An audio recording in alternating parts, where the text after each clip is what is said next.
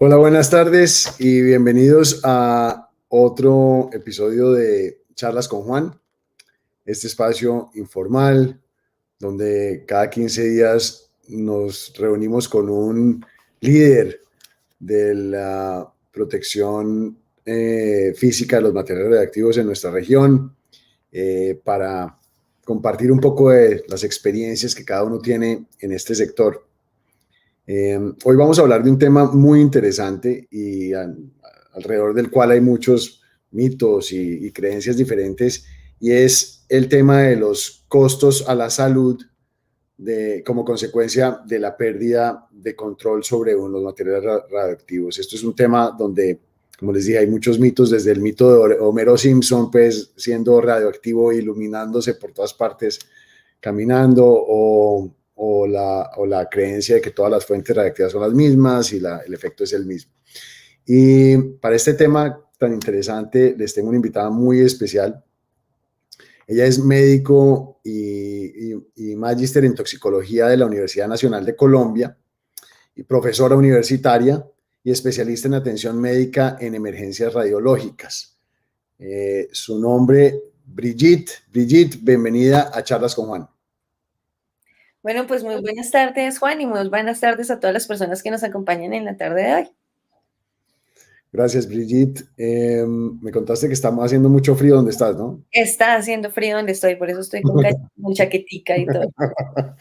Estás en Bogotá. Estoy en Bogotá, sí. Está lloviendo, está haciendo frío, entonces, bueno, los climas de Bogotá que igual aquí puede hacer calor, luego frío, luego vuelve a hacer calor, luego llueve y así. Sí, sí, de acuerdo. Bueno, bienvenida a Charlas con Juan. Como en todas Gracias. nuestras entrevistas, lo primero que hablamos es un poquito de ti. Queremos hablar un poquito de ti. ¿Quién es Brigitte Sierra? ¿Dónde nació? ¿De dónde viene? Para que toda nuestra audiencia que te está viendo te conozcan. Bueno, soy Brigitte Sierra, como ya lo dijeron, soy de Colombia, nací en Bogotá, he vivido en Bogotá pues casi toda mi vida, digamos que por temas de trabajo sí he vivido en otras áreas como en el Chocó y como en el Amazonía. Me gustan los climas cálidos y húmedos como esos, Como esto que un estoy yo tanto en este extremos, momento. pero me gusta la selva. Ujú. Fueron experiencias muy enriquecedoras, creo que más que como médico, como persona. Sí, Eh, en este momento pues me dedico una parte de lo que hago a la docencia universitaria, que me gusta mucho enseñar. Creo que la idea del conocimiento es compartirla y no quedarse con ellos, porque finalmente el conocimiento no es de uno. El conocimiento es universal y está a disposición de todo el mundo y simplemente uno es un medio para compartir ese conocimiento. Entonces me gusta la docencia.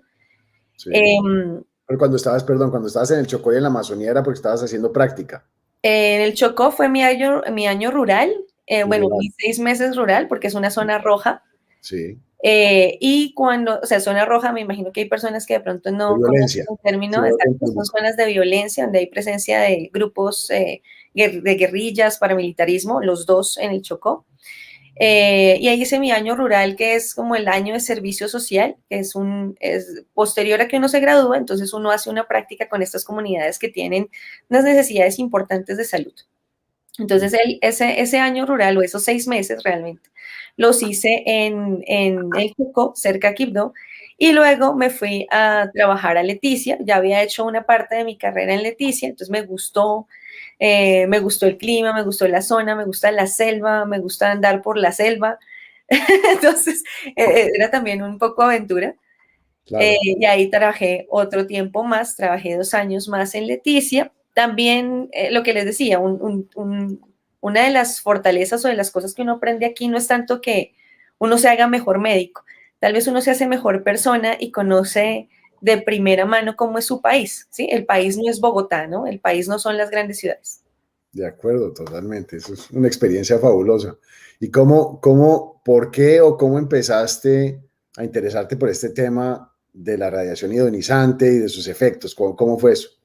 Bueno, cuando yo estaba en la universidad, inicialmente quería ser ginecóloga, ¿sí? Era como lo que yo cuando entré dije, yo voy a ser ginecóloga alguna vez. Luego que pasé ya por las ciencias básicas, dije, no, nada, lo mío es la toxicología. Entonces ahí ya cambié radicalmente de idea Y empecé a trabajar, bueno, no a trabajar, me refiero como a investigar en temas de toxicología dentro de la universidad, en lo que teníamos como unas líneas de profundización durante la carrera. Luego de eso, entonces ya como estaba determinada y me encantaba la química y la química aplicada pues al ser humano y obviamente los efectos, entonces decidí hacer mi maestría en toxicología y mientras yo hacía mi maestría, yo trabajaba.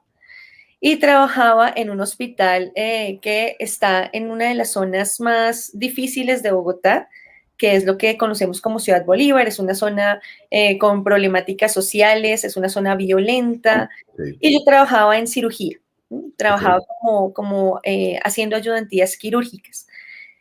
Hacía ayudantías quirúrgicas en ginecología, en cirugía general y en ortopedia. sí. Mientras yo hacía ese trabajo, me empecé a dar cuenta cómo los ortopedistas se exponían a la radiación que yo tampoco la conocía, porque realmente dentro de la carrera nadie te habla de radiaciones ionizantes, ¿sí? Te dicen que hay que tomar una radiografía y cómo se ve la radiografía y qué le lees y cómo diagnosticas, pero nadie te habla de los riesgos de la radiación ionizante dentro de las diferentes aplicaciones médicas. Eso no existía en su momento. Creo que ahora eso se ha reforzado un poco más, pero cuando yo estudié no existía y cuando yo trabajaba realmente tampoco, porque la protección radiológica era un requisito, ¿no? Como, si usted va a trabajar con eso, vaya y haga un curso, ya le cuentan, y si pasa el curso, pues trae el certificado, Y y ya, listo. y Sí, listo. Pero sí. pues tener un certificado no necesariamente avala un conocimiento, ¿no? Entonces, usted hizo el curso, pero puede ser que se lo haya pasado durmiendo y haya contestado y haya pasado. Muy buena, sí.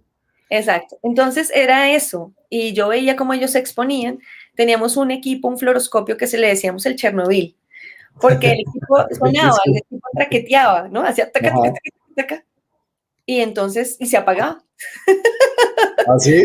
Se apagaba el equipo. Ajá. Entonces, ¿qué hacíamos nosotros los buenos ingenieros? Desconectábamos, lo apagábamos otra vez, lo volvíamos a prender, si no prendía, entonces lo desconectábamos de la pared, lo volvíamos y lo conectábamos. Si prendía, seguíamos, si no, llamábamos a unos técnicos que eran los técnicos de electromedicina.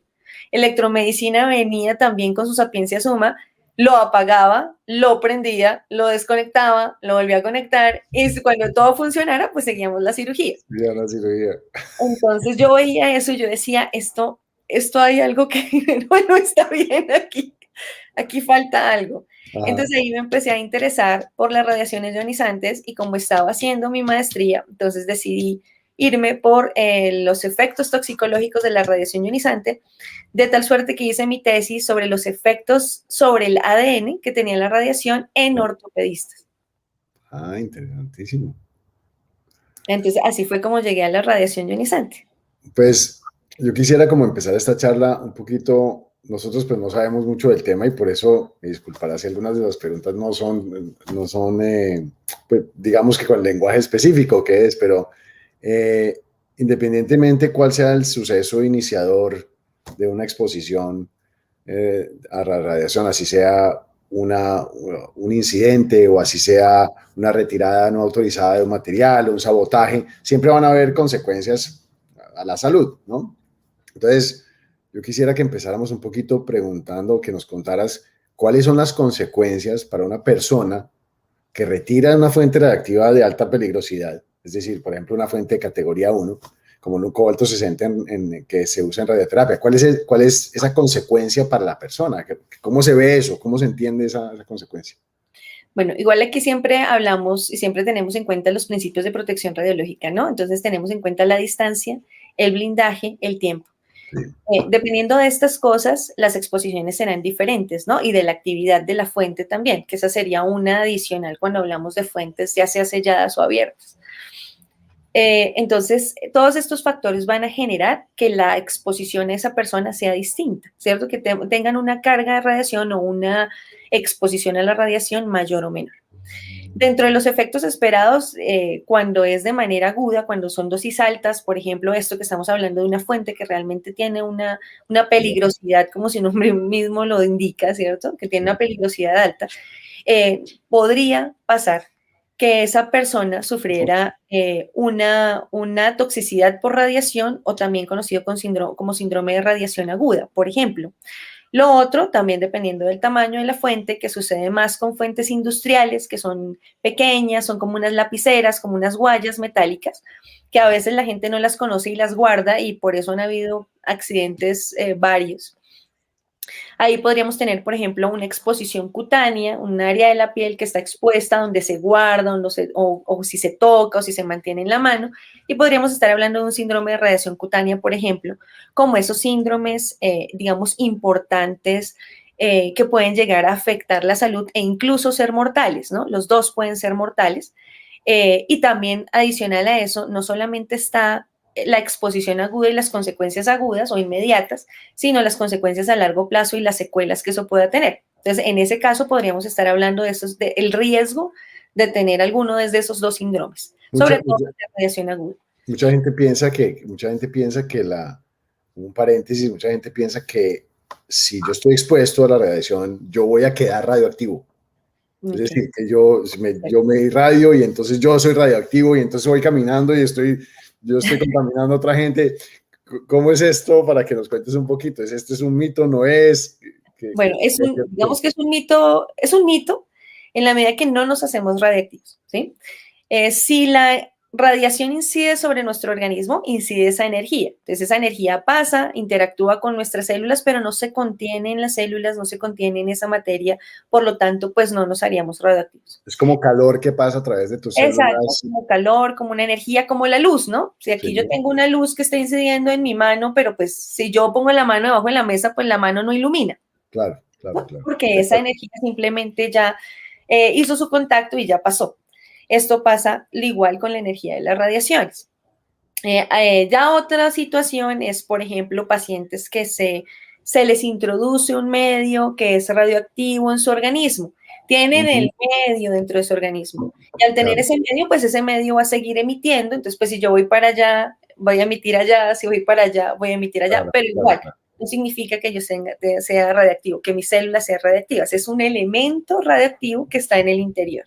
Sí, Que o es, sea, la radiactividad pasa a través de tus células y pues las destruye o las modifica claro, y entonces ahí es donde claro. se crea ese daño celular que es lo que al final puede terminar matándote o puede terminar creándote un daño en la piel o adentro, en los órganos, ¿cierto? Exacto, así es. Ah, bueno, ok, eso es, pues mucha gente me preguntaba eso. De Eso no lo hecho, tengo. incluso entre los médicos, yo alguna vez atendí un incidente que hubo en un servicio de medicina nuclear Ujú. que chispearon con un material radioactivo todo el cuarto donde se prepara el material. Entonces sacaron sin cuidado y terminaron, sí, chispeando paredes, techo, suelo. Dios mío. Entonces, la médico que yo examiné, pues por el incidente, para mirar que no hubieran consecuencias y saber cómo había sido la situación, me dijo, es que estoy radioactivo. Y yo no, bueno, no estás radioactivo. Entonces, y es una persona que trabaja normalmente con este tipo de cosas, ¿no? Entonces ahí vemos que pues a todos nos falta, nadie, ninguno nos sabemos toda la información del mundo, pero claro, con respecto a esto es uno de los temas donde puede haber mayor desinformación y dudas como esas y sí son de las más Y frecuentes. por eso es que hablamos de que hay varios tipos de exposiciones. Claro, hay varios tipos de exposiciones y están clasificadas, ¿no? Hay exposiciones ocupacionales, accidentales, y de hecho todos nos exponemos todos los días por esa exposición, por ese material que está en el suelo, que viene de la atmósfera exterior o del espacio exterior, que viene por el sol. Entonces tenemos diferentes tipos de exposiciones. De acuerdo, digamos, como a eso, si son ocupacionales, si ya están en el ambiente o si son accidentales. Y dentro de las accidentales también tenemos diferentes grados de accidente, ¿no? No todos los grados, no todos los accidentes o no todos los eventos de emergencia más bien son accidentes. Claro. Algunos son incidentes, otros son autoinfligidos, otros son ataques terroristas, ¿no? Porque además esto Claro. es un elemento que se presta para hacer actos delictivos. Pues digamos que volviendo al ejemplo que estabas dando sobre esa institución donde había pasado lo de la pared, ¿qué medidas debe tener qué medidas debe tomar una instalación frente a un suceso de ese tipo? O sea, ¿qué pues, pasa eso? ¿Qué hay que hacer? ¿Qué es lo primero que hay que hacer? Pues, Bueno, digamos que hay muchas cosas que hacer. Lo primero que hay que hacer, obviamente, es reportar el incidente, ¿no? Reportar el evento. Y Sí, yo siempre les digo que tienen que tener se pide o se solicita en las diferentes instalaciones un plan de emergencias, ¿no? Normal, que no claro. solamente incluye el tema de emergencias radiológicas, sino que incluye otras emergencias, ¿no? Que hacer en sismo, en inundación, en fuego, etcétera. Entonces, lo primero que uno hace siempre es reportar y activar esa respuesta que tenga diseñada dentro de su sitio para responderla.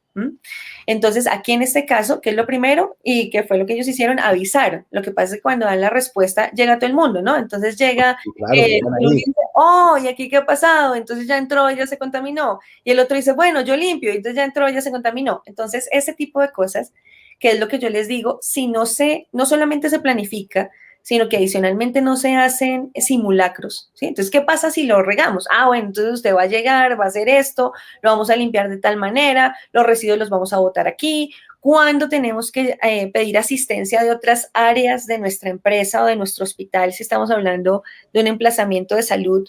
¿O cuándo vamos a necesitar que venga la policía? ¿O cuándo vamos a necesitar no sé, bomberos, otro tipo de ayudas nacionales, locales, internacionales, dependiendo obviamente del tamaño del incidente?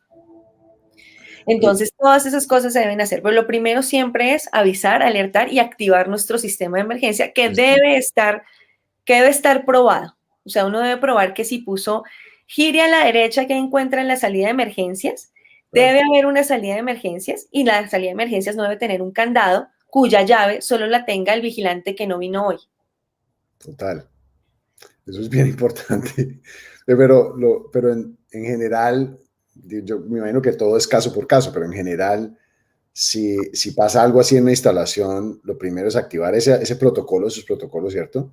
Pero esos protocolos incluyen típicamente, por ejemplo, clausurar el área inicialmente hasta que lleguen los expertos, pues, que puedan, digamos, no incluirá protocolos de limpieza inmediata y cosas, sino simplemente primero se evalúa antes de empezar a tomar acción, ¿no? Porque pues, Claro, se no avisa, saben cuál es la se actividad. alerta y viene el personal, evalúa la situación y toman decisiones frente al asunto, ¿no? ¿Qué es lo que vamos a hacer? ¿Y quién Claro, lo va a hacer? ¿Y quién es la persona que tiene esa función, pero no solamente que tenga la función, sino que tenga la experticia, que lo sepa hacer? Porque esa es otra falla muy grande que uno ve, que también está relacionada con la falta de simulacros, ¿no? Entonces yo les decía, o alguna vez que me tocó revisar un plan de emergencias y entonces era el OPR, ¿cierto? El encargado de la protección radiológica sí. va a avisar, va a aislar el área, va a mirar qué pasó, va a cerrar las fuentes, va a no sé qué, va a sí sé más, va o sea, era más o menos el encargado de todos los pasos. Sí, es el que tenía que llamar incluso a la policía. Entonces yo decía, Sí, bueno, vamos a poner otro escenario. Tembló, cae un muro, físico médico o OPR muerto. ¿y Entonces ahora ya qué no pasa? podemos activar el sistema de emergencias porque el único que lo iba a activar pues ya no existe. Sí, sí, eso yo creo que hay mucha gente que no contempla esos escenarios y crea estos protocolos sin pensar. Yo creo Sí, que o es a veces ni siquiera, a veces los contempla, pero como nunca ha tenido una situación de este estilo, claramente, pues no son situaciones cotidianas ni comunes, y a veces estas cosas se quedan como en el mero requisito, ¿no? Ah, entonces a mí me piden que les ponga un plan de emergencias, ahí está su plan de emergencias, que lo copié de otro lado y le cambié, fue el nombre de la clínica de nosotros o de la empresa de nosotros, y claro. esto todo debe aplicar. Y pues cuando alguien lo recibe, lo lee y dice, bueno, esto suena coherente, sí, esto es lo que tienen que hacer, pero nadie hace como o sea, nadie de los que reciben el documento, me refiero, hacen Sí. el contrapeso de si este documento corresponde a esta institución y si realmente ese documento es aplicable, porque finalmente no es su función, ¿sí? Es función del que lo hace que sea coherente, no función del que lo revisa saber si es coherente. Otra de las preguntas comunes que digamos que tenemos es, es el tiempo en generarse los efectos. Desde luego creo que hay muchos factores que tienen que ver en esto, ¿no? La distancia, el tiempo, la actividad de la fuente y todo. Pero Ujú. suponiendo que es de alta peligrosidad, una fuente de alta peligrosidad, y yo estoy expuesto, tengo un accidente, hay un incidente o un accidente, estoy expuesto, yo empiezo a sentir efectos inmediatamente, empiezo a sentir síntomas inmediatamente o se demoran 5 días o cómo, cómo afecta al cuerpo humano? Digamos, Digamos, podríamos hablar de varios tiempos. Efectivamente, todos los factores o todas las variables que tú mencionaste juegan un papel. Pero, por ejemplo, Chernobyl, ¿no? Está ya la explosión dentro del reactor, hay una gran cantidad de radiación. Los primeros bomberos que atienden esta emergencia mueren no mueren, tienen efectos dentro de la primera hora o incluso dentro de los primeros 30 minutos. ¿Por qué? claro, Porque hay un efecto importante sobre el sistema nervioso y hay como una acumulación de agua, lo que llamamos o lo que se conoce como edema cerebral. Y ese edema cerebral pues limita y hace una serie de alteraciones neurológicas. Además empiezan con vómito casi que inmediatamente. En 20, 30 minutos ya las personas están vomitando, lo que a uno como médico le dice, esto es grave, ¿no? Entre más rápido empiece el vómito, que es más pues grave. vómito que es repetido, ¿no? No es que a mí me dio susto y cuando me da susto vomito, porque eso también uno tiene que saberlo diferenciar, ¿no? Sino son varios episodios de vómito que empiezan, dependiendo más bien del tiempo en el que empiecen. Si es muy temprano o muy cerca del incidente, es más grave la radiación o el síndrome de radiación aguda que si empiezan un poco más tarde. Entonces uno también lo que relaciona con unas dosis que eventualmente pudo haber recibido ese paciente. Entonces ese es un escenario, ¿no? Donde tenemos dosis muy alta y los efectos pueden aparecer en las primeras horas. Cuando estos escenarios o cuando estas dosis son tan altas, las personas incluso pueden fallecer en las primeras 48 horas y no hay Ujú. nada que hacer. O sea, nuestra tecnología médica no llega a reparar el daño que acaba de causar esa radiación sobre las células. Otros escenarios donde hay menos dosis pueden aparecer los síntomas en las primeras horas. Luego empezar a ver, digamos, una serie de disminuciones dentro de las células sanguíneas, disminución de los leucocitos, de los hematíes, de las plaquetas, lo que hace que en los días subsiguientes la gente sangre, por ejemplo, o Sí. tenga alguna predisposición a hacer infecciones porque su sistema inmune está deprimido. Entonces, esto es un tema que toma días y va a perdurar durante varias semanas, igual dependiendo de la dosis, ¿no? Va a ser más corto cada fase si la dosis es más alta o más larga cada dosis si cada fase, perdón, si la dosis es más bajita. Entonces ahí dependeríamos. Hay personas y lo que se conoce hasta el momento es que hasta haber recibido 8 Grays, que realmente es una dosis bastante grandecita, se puede salvar a una persona. A partir de 8 Grays no se ha salvado a nadie. ¿Sí? O sea, no hay tecnología médica hasta el momento que pueda subsanar el daño. ¿Mm? 8 grays es una medida pero por un periodo de tiempo específico. 8 Grays es la que en un solo momento Ya y tienes. o todo el cuerpo o una proporción importante del cuerpo, por lo menos más del 50, entre el 50 y más del 50% del cuerpo. O sea, si fue medio cuerpo, puedes hacer un síndrome de radiación aguda y es una sola dosis, ¿no? No es acumulada, no es que ahorita recibiste 5 Sí, y ok. 5 y Una sola. es una sola dosis y eso es lo que caracterizan los síndromes de exposición aguda, que es una sola dosis recibida en un periodo corto de tiempo, ¿no? Yo creo que Entonces, esas personas que han recibido hasta 8 Grays, esas personas se han salvado. Más allá de 8 Grays, todas han fallecido, porque no hay forma, no hay tecnología para reparar el daño. El daño ya es muy grande a nivel celular. yo creo que lo que hablabas ahora de estas respuestas, eh, pues es crucial entonces que cada instalación cree unos manuales que son a la medida, porque tienen unas fuentes específicas, tienen personal específico, unas instalaciones que son tipo específico. Esos manuales tienen que ser no puede ser un templete para todos. Eso creo que es importantísimo, ¿no? Claro, puede tener unas características generales, ¿sí? Un plan de emergencias debe decir cuál es la característica de la empresa, a qué se dedica la empresa, Sí, ¿cierto? ¿Cuáles son sus actividades? ¿Qué fuentes maneja? ¿Qué actividades de esas fuentes maneja? ¿Dónde las coloca? ¿Cuáles son las áreas donde esas fuentes se están moviendo, si se mueven, o dónde están almacenadas? Eso debe decir un plan de emergencias. Pero pues obviamente todos los emplazamientos son distintos, las formas de trabajar y las actividades son diferentes. Entonces, efectivamente, un manual o un programa o un plan de emergencias debe ser de acuerdo a lo que yo hago, de acuerdo incluso al espacio físico, ¿no? ¿Cómo es mi espacio físico? Y claro. eso es súper importante para hacer un plan de emergencias. Lo que yo les decía, a veces no, que la salida de emergencia está a la derecha, en donde sea, en el plano. Y uno va y hay un muro y no hay ninguna salida, ni ventana, ni puerta, ni nada. Eso, y eso pasa, es bien frecuente, sí. Es bien frecuente, ¿por qué?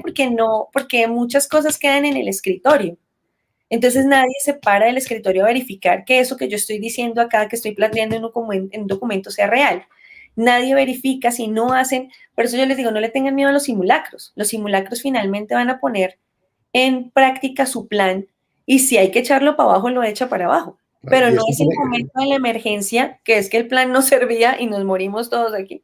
y tiene que ser el plan conmesurado con el riesgo, pues, porque pues, Sí. no, tampoco puede ser, si el riesgo no es tan grande, pues el plan se debe adaptar, el riesgo es grandísimo, pues también debe. Exacto. Igual para esos planes uno siempre tiene que hacer una evaluación de riesgo, que esa es otra de las cosas que yo les digo, estos temas son multidisciplinarios, ¿no? Estos Claro, temas no son de una persona que se sienta capacitada en todas las artes de la vida, sino que eso es multidisciplinario. Si uno tiene un accidente, por ejemplo, yo tengo que poderme sentar con un físico, tengo que poderme sentar con un químico, tengo que poderme sentar con un ingeniero y entre todos armar qué es lo que vamos a hacer. Yo no puedo decir, no, pues que yo como sé de emergencias radiológicas, entonces no me importa el químico, no me importa el físico, no hagamos cálculos sí. y yo miro a ojímetro de qué vamos a hacer. No, esto es completamente multidisciplinario.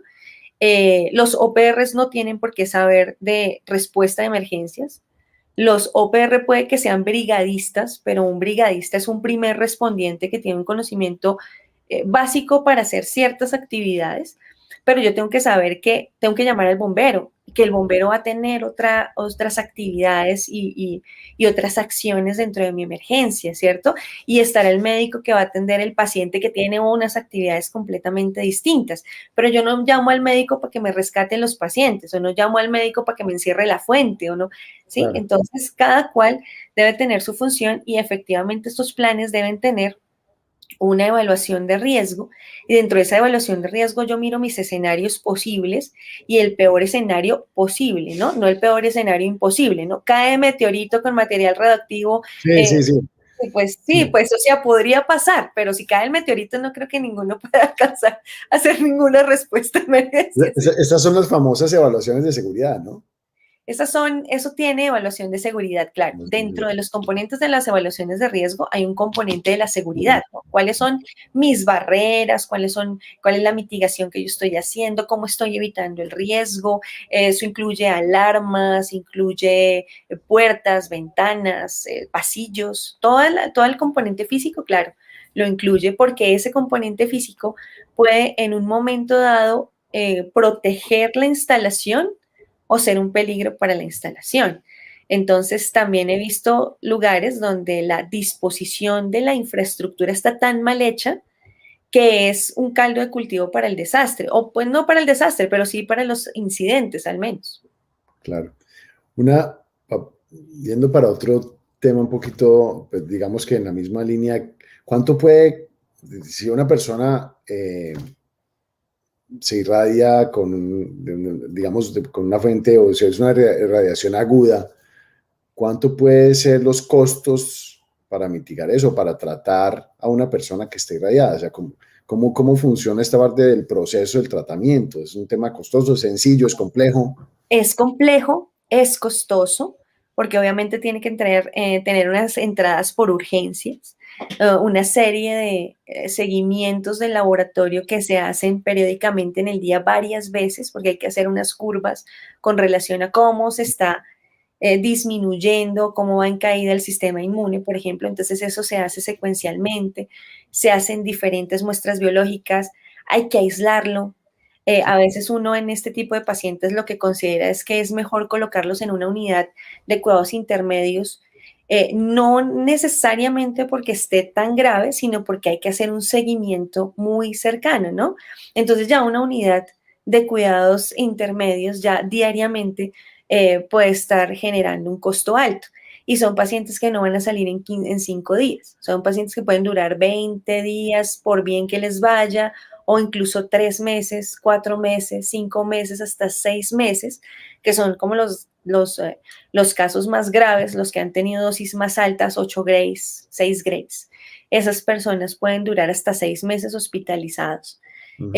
tratando de mitigar el daño que ya hizo la radiación. Entonces, eso es costoso y prolongado además, sin contar los costos a largo plazo, ¿no? Una persona con exposición a radiación puede desarrollar fácilmente hipertensión arterial. Ahora, la hipertensión arterial tiene muchas causas, sí, pero una de esas causas es la hipertensión arterial. Entonces hay que dar con medicamentos de por vida, hipertenso, etcétera, etcétera.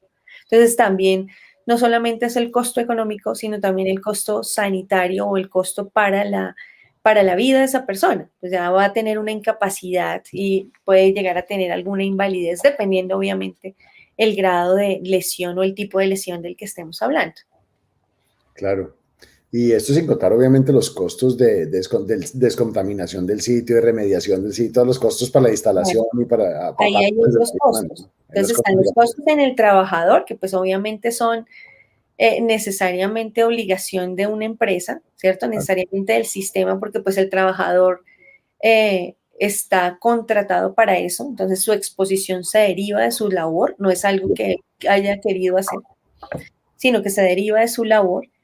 Y en la empresa también cuando pasan estas cosas es que tienen que empezar a implementar las cosas que no implementaron antes. ¿Y quién Entonces, paga eso? ¿Quién paga eso? el empleador tiene que pagar. O sea, el sitio, el El licenciatario. sitio, sí, tiene que pagar las consecuencias de sus actos, ¿cierto? Pero también le sale más económico tener un nuevo emplazamiento, tener unas instalaciones que mitiguen ese riesgo, adicional a unas buenas capacitaciones de sus trabajadores, que sus trabajadores conozcan el riesgo, que conozcan cómo se está mitigando el riesgo, que conozcan su plan de emergencia, etcétera, etcétera, para que con eso también uno minimiza mucho estas cosas. Hay gente que no conoce su plan de emergencias, como, uy, aquí hay un plan de emergencias, eso existe. Entonces Sí, no saben y de pronto tienen hasta una función dentro del plan y tampoco tienen idea de qué les toca hacer. sí, creo que el titular autorizado de la licencia es el que carga Todo, con la responsabilidad de todo esto, ¿no? con la responsabilidad. Claro, obviamente como en toda empresa hay unas jerarquías, ¿no? Entonces yo les decía, si es el OPR el que está encargado de evacuar y evacúa cuando no es, porque obviamente no es una habilidad necesaria del OPR saber cuándo evacuar y cuándo no. Entonces, si evacúa cuando no es, pues al otro día le dice, su evacuación me hizo generar unos costos que yo no tenía previstos, entonces muchas gracias por su labor, ha sido un placer, pero no nos sirve. Sí, no, de acuerdo. Hay todo tipo de casos y de escenarios posibles, ¿no? Pero, pero sí es, digamos, creo que la responsabilidad del titular autorizado es crucial y el entendimiento que debe entender de las consecuencias en los humanos y desde luego, pues en el negocio como tal es brutal, ¿no? O sea, Claro, y claro. dependiendo pues del tipo de incidente o accidente que haya o de situación, pues serán astronómicos, ¿no? Pues o relativamente manejables. Eh, Exacto. Todo depende, todo todo, depende. todo Pero depende de eso. digamos, si nos vamos al peor escenario, puede ser muy costoso. No, pues Chernobyl, pues, o Exacto, sí, Fukushima, un esos escenario de ese estilo. escenarios de esos tiros que ya son. Costosísimo y costosísimo en vidas humanas, ¿no? Lo que pasa es Claro. que desde Chernobyl no se supo mucho, como hasta el 2005 que desclasificaron la información. Claro. Entonces, habían dicho que como que no habían síndrome de radiación aguda, todos estaban perfectos, maravillosamente bien, y cuando ya salen los informes, pues ni tan maravilloso ni tan bien, y pues obviamente sí hubo varios muertos y mucha gente con síndrome de radiación aguda. Cuando si de una instalación retiran una fuente, digamos, por un robo o un tema de estos, digamos, de una situación de seguridad física, puede haber consecuencias al público. Normalmente quienes roban las fuentes no conocen mucho del tema, ¿no? Obviamente la roban y creen que es como robar cualquier otro elemento. Okay. Entonces, en muchas ocasiones uno ve que guardan la fuente en la casa, en un carro, y en esa, digamos, donde la tienen, otras personas pueden tener acceso a la fuente, además porque puede ser llamativa, ¿no? El loguito, el color, la forma, el mismo metal. Entonces, sí, efectivamente podrían haber personas o uno debe, cuando se recupera la fuente, uno debe mirar qué personas estuvieron en contacto con la fuente y ver si esas personas tienen algún efecto o simplemente no lo tienen. Y obviamente hacer cálculos, ¿no? Cuánta actividad tenía la fuente, a qué distancia Claro. estuvieron, etcétera, etcétera, para poder hacer como esa aproximación inicial. Y eso es cuando se la roban o la abandonan o lo que sea. Y eso me lleva a la otra pregunta que tenía, y es que uno de los temas que observamos mucho es que cuando hay una pérdida o un robo de un material de estos, las fuentes son abandonadas. Entonces, ¿qué pasa si uno se encuentra una de estas fuentes, Brigitte? O sea, ¿qué hace uno? ¿No? No, pues la guarda y la venda, mentiras. Hace una subasta, Hace importante. una subasta, eso vale plata, no, mentiras.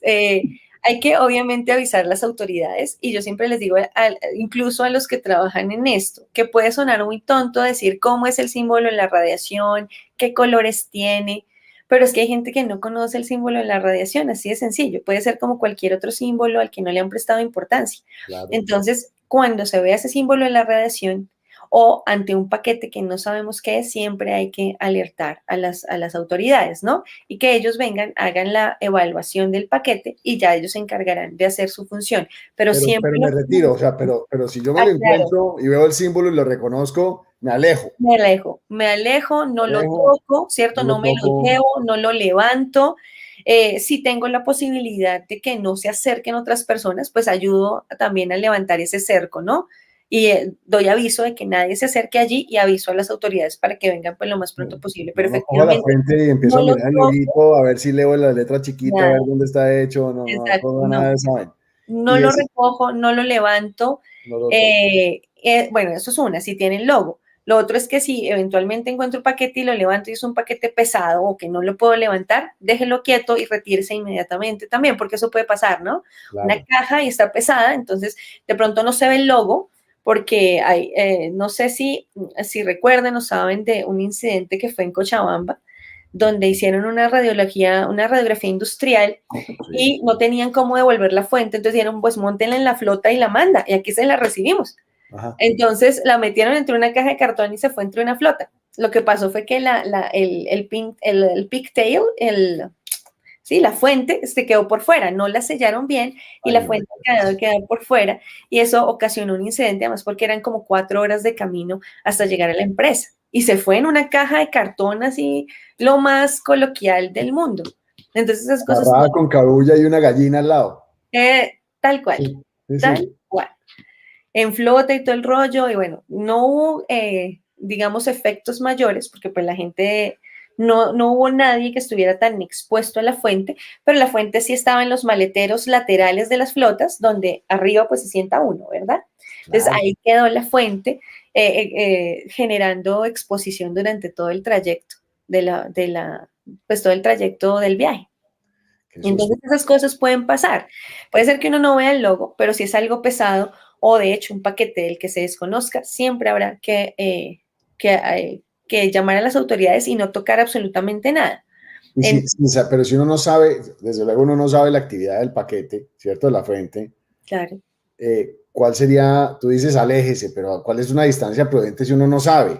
¿Cuál es la actividad de la fuente? ¿Cuál es esa distancia del cerco que uno dice, bueno, yo me alejo, pero me alejo cuánto? ¿2 kilómetros o 10 metros? Claro, esa pregunta es supremamente importante porque digamos que si yo soy papista, ¿no? Si ya yo llego con todos los elementos de medición, pues sé cuánto me voy a alejar. Pero obviamente si yo no tengo esa información, pues no sé cuánto me puedo alejar. Claro. En algunos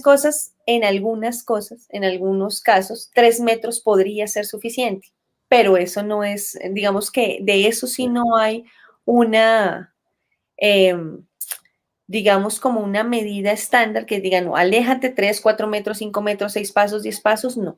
Porque la fuente, si es una fuente de alta actividad, pues 3 metros no es nada. No es nada, claro. ¿Sí?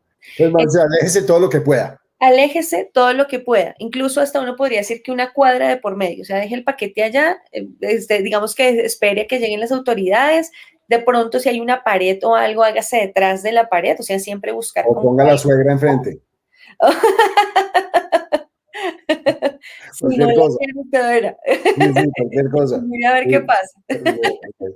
Entonces, Entonces, efectivamente, uno podría poner una cuadra de distancia e incluso algo dentro de esa distancia, ¿sí? Entonces sí, puede ser una pared que esté, digamos, en la esquina, entonces yo estoy acá y estoy pendiente, que nadie se acerque, y claro. digamos que eso podría ser, pero obviamente la idea siempre es que llegue la autoridad regulatoria o la policía o alguien que sepa el tema también, porque pues puede llegar quien no tiene idea, ¿no? Aquí, por ejemplo, en nuestro medio, los primeros que llegarían serían los que tienen que ver con explosivos, ¿no? Y Claro. que es casi lo que llega inicialmente. Si uno no sabe qué es el paquete y es un paquete extraño, en el mundo entero en general, por el tema de terrorismo, el primero que llega es a descartar que no sea un elemento explosivo.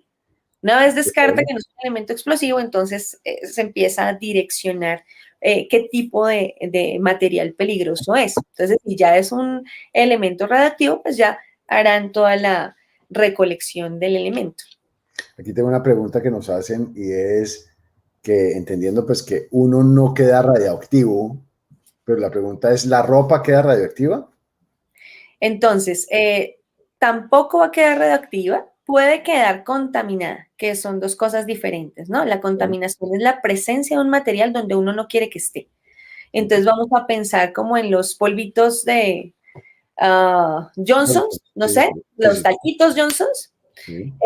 Si yo, por ejemplo, me unto las manos de talco y me lo llevo a la cara, entonces contamino la cara, la ropa, ¿cierto? Entonces voy poniendo ese talco donde no quiero que esté. Con la radiación puede pasar exactamente lo mismo, pero si yo toco la fuente, ¿no? Que la fuente puede ser líquida, puede ser en polvo también. Entonces, si yo toco ¿qué es el polvo? ¿Qué es el polvo? Entonces tú ves el polvo y te queda el polvo en la ropa, entonces tienes el elemento en tu ropa y la ropa queda contaminada. Exacto, y la ropa queda contaminada. Ahí ya dependemos entonces de la actividad. Pueden ser que en algunos casos si es yodo, por ejemplo, que es un elemento utilizado pero de una vida media corta. Si la ropa se impregna del yodo, pues yo simplemente espero a que el yodo decaiga. La guardo en un anaquel y espero a que decaiga. Pero si es cesio 137, que tiene 37 años de vida media, pues esperar a que el cesio decaiga tal vez no tiene mucho sentido. Pues, sí, entonces, venga en 37 o venga en 75 o en 100 años por su chaqueta que ya va a estar sin ningún problema. Pues, cada cual. Eso es complicado, pero digamos que si la ropa no se contamina, sino solamente se expone, tampoco queda, pues que Tampoco queda reactivo porque lo mismo, ¿no? Estamos hablando que hay una incidencia de una luz o de una energía que la vamos a asimilar a la luz, ¿cierto? Una energía que hace contacto con esa ropa, pero lo mismo, ¿no? Si yo salgo ahorita, pues no llevo la luz conmigo que incidió en esta chaqueta. Entonces es exactamente igual. No pasa nada, simplemente pasa esa radiación, hace más interacción con el tejido vivo que con las fibras o este tipo de cosas, y no pasa nada. Digamos que es un elemento que queda limpio, no queda contaminado ni se vuelve radioactivo. A diferencia del otro escenario que quedaría es contaminado, pero tampoco radioactivo. Una pregunta sobre cuando estábamos hablando de las fuentes huérfanas, si pasa algo con esa fuente, es una fuente huérfana, está botada, entonces alguien se la encuentra y tiene unos incidentes de exposición al público, ¿quién paga eso? ¿Quién se encarga de eso? Sí, eso. Bueno, como es una fuente huérfana, normalmente no se sabe quién la dejó, ¿no?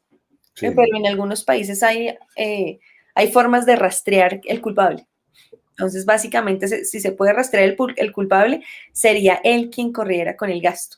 Si no, pues es el Estado, la localidad, quien debe asumir los costos de la gestión del elemento. Porque pues eso se configura como un delito, ¿no? Dejar una fuente abandonada. Yo sé que tú has llevado bastantes casos de estos de exposición ocupacional. ¿Tú has llevado algún caso que tenga relación con materiales de estos hurtados o abandonados, algo así? No, digamos que he brindado apoyo a este tipo de cosas como desde el punto de vista de salud, ¿no? Como miremos eso, miremos cuánto estuvieron expuestos, la distancia y demás para saber si efectivamente hubo alguna exposición o no. He llevado casos más a nivel ocupacional. Hubo uno de una persona que se encargaba de instalación de equipos y para la instalación hay que hacer pues una debida calibración, ¿no? Poner en punto un equipo. Y en ese poner en punto un equipo puede recibir niveles altos de radiación porque pues lo está poniendo en punto, ¿no? Claro. Entonces tiene que encontrar la medida. Eso sí lo he llevado, lo he asesorado porque efectivamente son cosas que a veces como que um, se ven como si no fueran posibles o como si no fueran importantes, ¿sí? Y esto pues tiene también un efecto sobre ese trabajador, sobre esa persona que está recibiendo la dosis. Y recordar que el tema es de dosis altas, a veces no tan altas, pero dosis altas recibidas en un periodo corto de tiempo o dosis que me sobrepasen las recomendaciones anuales, por ejemplo. O sea, yo no debo estar recibiendo la dosis anual en un solo día. ¿Sí? O sea, yo no debo recibir 20 milisieverts en un solo día. ¿Sí? Eso ya me habla de que hay algún mal procedimiento o algo que no está bien. Y en algunas ocasiones es culpa del trabajador, porque eso también hay que decirlo, ¿no? También puede haber imprudencia del trabajador. Y en muchas otras es que las empresas no cuentan con los protocolos o no están pendientes de las dosimetrías o simplemente dejan como pasar eso de agache, ¿no? Porque no tienen los otros controles o controles de ingeniería que sean suficientes para mitigar ese tipo de cosas. Entonces, eso sí lo he hecho. Por ocupacionales donde se sobrepasan las recomendaciones anuales y donde la gente tiene incluso hasta cáncer. Claro, claro. Bueno, esto es un tema apasionante y como siempre podemos seguir hablando del tema. Ya estamos llegando como al final del tiempo que tenemos, pero quería hacerte una última pregunta y es, en tu opinión, ¿cuáles son las acciones que debe tomar un país para fortalecer las capacidades de atención en salud en caso de que se presenten casos como estos? Bueno, uno de los temas importantes es capacitar a los médicos no solo en radiaciones específicamente, desde su pregrado, que esa es una de las cosas que intentamos hacer con el llamado de Bonn, que es el llamado de Bonn a la acción. Habla sobre una serie de acciones, son 10 acciones para mejorar la protección radiológica y también incluye la protección al paciente y la protección a todas las personas que estén involucradas con la radiación. Okay. Entonces, lo primero es conocer el riesgo, que eso se puede hacer desde el pregrado y creo que es importante. No solamente hablo de los pregrados de medicina, que es como lo que, una de las que me preocupa, pero sí otros pregrados, es importante que también lo conozcan. El darle prioridad o darle la importancia que requieren las evaluaciones de riesgo y ser coherentes con las evaluaciones de riesgo para establecer colocación de alarmas, puertas, ventanas, pasillos, corredores, áreas de descontaminación, o sea, yo qué sé, todo eso va a depender obviamente de la actividad y del tipo de riesgo que yo esté evaluando, ¿no? Que yo esté diciendo, este es un riesgo posible. Entonces, eso debe no ser un tema de papel, sino un tema que realmente tenga aplicabilidad. Entonces yo creería que con esas, si empezáramos con esas dos cosas, ¿no? Con las necesidades de educación y con unas evaluaciones de riesgo bien hechas, bien levantadas y bien aplicadas, yo creo que lograríamos mucho, porque todavía estamos como región bien lejos. En general, ¿no? No solamente hablo de Colombia, sino en la región de las Américas tenemos unas problemáticas en temas de protección radiológica muy similares, ¿no? Que uno dice, no, es que este país está mejor, claro, puede estar mejor en unas cosas, pero fallando en otras. Claro. Entonces, como región siempre tenemos cositas que mejorar. Brigitte, gracias. Aquí tengo muchos comentarios de gente dándote las gracias porque han aprendido mucho hoy. Hemos aprendido mucho hoy, fabulosa. Y gracias por compartir este tiempo con nosotros, por ser tan generosa con tu conocimiento. Y espero verte pronto allá en Colombia, como siempre, Claro a que tomarnos un sí. café, ¿no? Claro que sí, ya no, que no sea virtual. Que no sea virtual. Gracias. Pues muchas gracias a todos y muchas gracias por su atención y pues para servirles. Gracias a ti. Chao, chao. Chao. Bueno, una gran charla cubriendo muchas de las dudas que tiene mucha gente alrededor de este tema y mirando muchos de los mitos pues, que les comenté que rodean este tipo de efectos que tiene la radiación. Gracias por estar con nosotros el día de hoy. Los invito, como siempre, a visitar la página de isotopo.org para ver todos los contenidos y cursos y materiales que hay sobre este tema de seguridad física. Y los espero dentro de 15 días para hablar con otro líder de la industria sobre seguridad física de materiales radioactivos. Gracias y hasta pronto.